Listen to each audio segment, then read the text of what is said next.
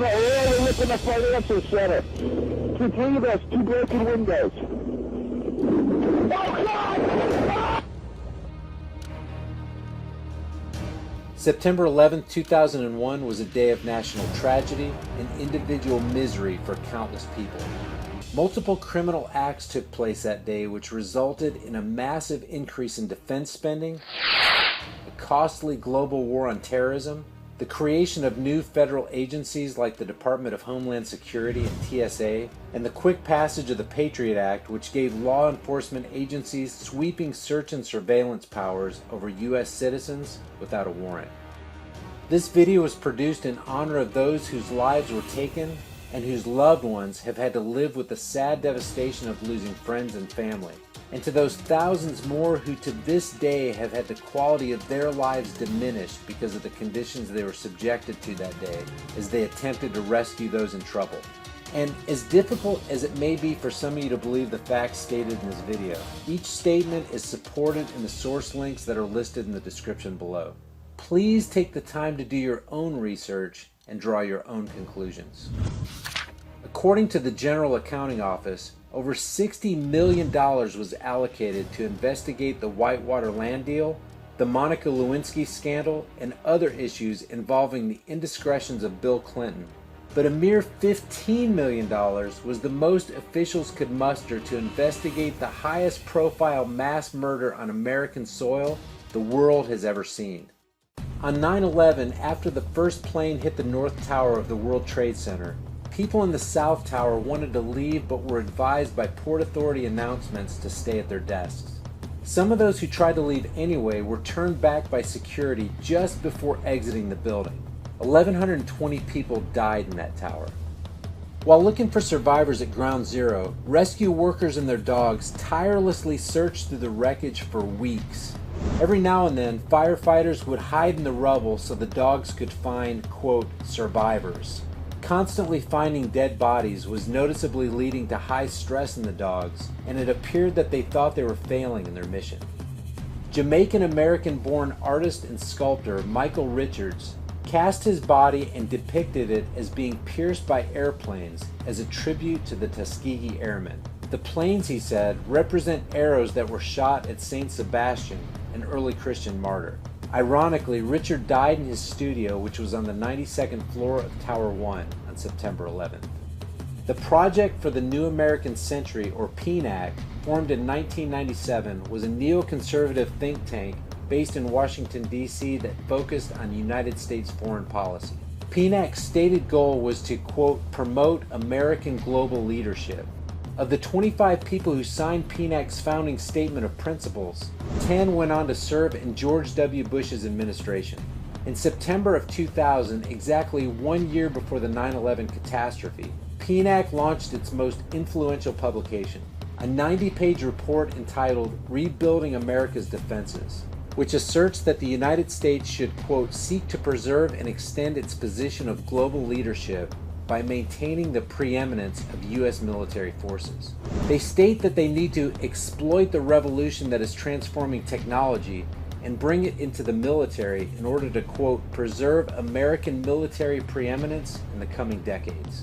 In their minds, what will speed such a transformation? Their answer? Quote, some catastrophic and catalyzing event, like a new Pearl Harbor. 1 year later, such a catalyzing event presented itself with 9/11, later referred to by Bush and his cabinet as a modern-day Pearl Harbor. A small group of women called the Jersey Girls, who lost their husbands in the 9/11 attack, basically forced the Bush administration through public pressure to form a 9/11 commission, which was reluctantly charged with preparing, quote, a full and complete account of the circumstances surrounding the September 11th attacks. Their account turned out to be not so full and complete. The commission, now known to many as the 9/11 Omission Report, left out many obvious facts, including the fact that a third building in the World Trade Center complex completely collapsed that day, and it wasn't even struck by an airplane. Described as being damaged in the attack, which started fires on several floors, the 47-story steel-framed federal office building known as World Trade Center 7 collapsed in 6.5 seconds at 5:20 p.m. more than 7 hours after the second Trade Center tower fell. And speaking of Building 7, the BBC conducted a live report in which reporter Jane Stanley announced that World Trade 7 had collapsed. There was just one small problem with the report. Building 7 was still standing in the background as Stanley was reporting that it wasn't standing. Matter of fact, Building 7 wouldn't collapse until 20 minutes after the report of its collapse. This is the Windsor Hotel in Madrid, Spain. On February 12, 2005, a fire broke out on the 21st floor of this steel-framed 32-story building. The fire blazed for 23 hours, gutting large portions of the building. And while some of the floors crumbled away in the flames, the steel structure's skeleton remained standing. In comparison, the South Tower burned for a mere 56 minutes on far fewer floors before it completely collapsed. And the North Tower burned on relatively few floors for only 102 minutes before it experienced complete structural failure. Building 7, which wasn't even hit by a plane, only burned for 6 or 7 hours.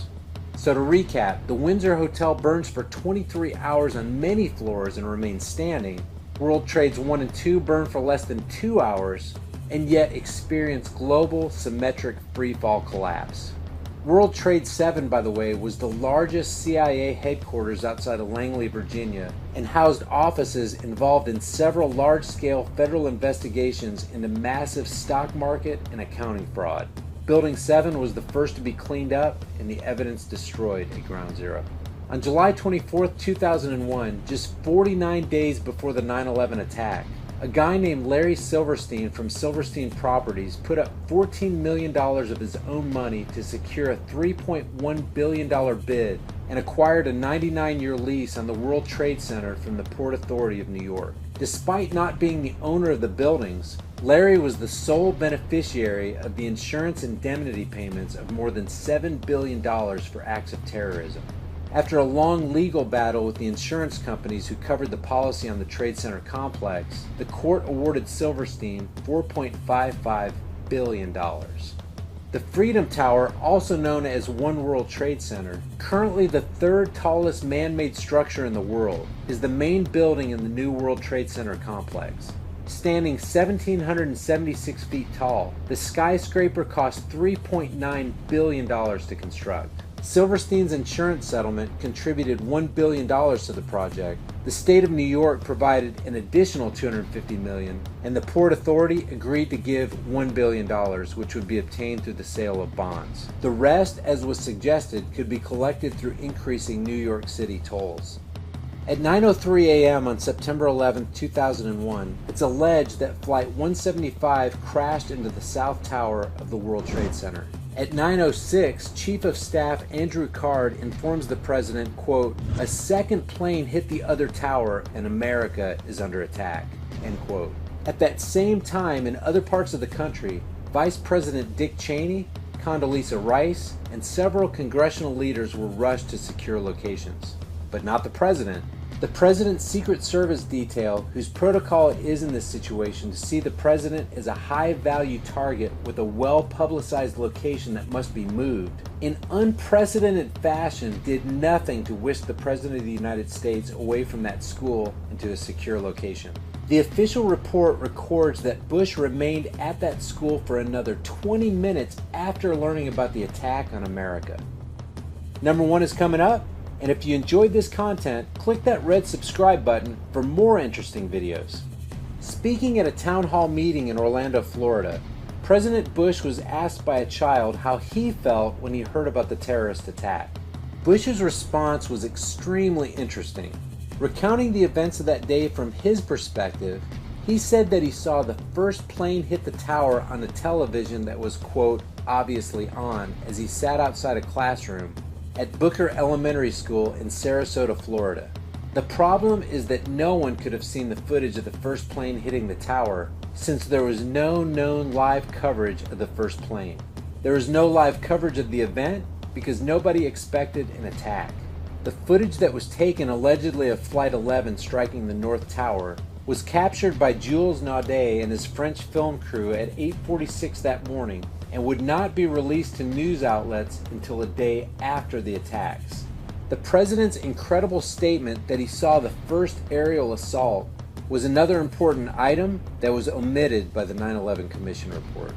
If you enjoyed this video and you think others could benefit by viewing it, click that like button and share it on Facebook, Twitter, and Instagram. If you want to see more videos like this, as well as a mix of other content, give that subscribe button a click. For more information and additional content, let's connect on Facebook at facebook.com/highimpactflix and reach out to me on Twitter at highimpactflix.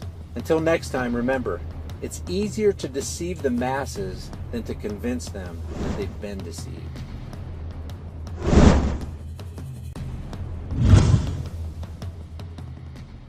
And individual misery for countless people.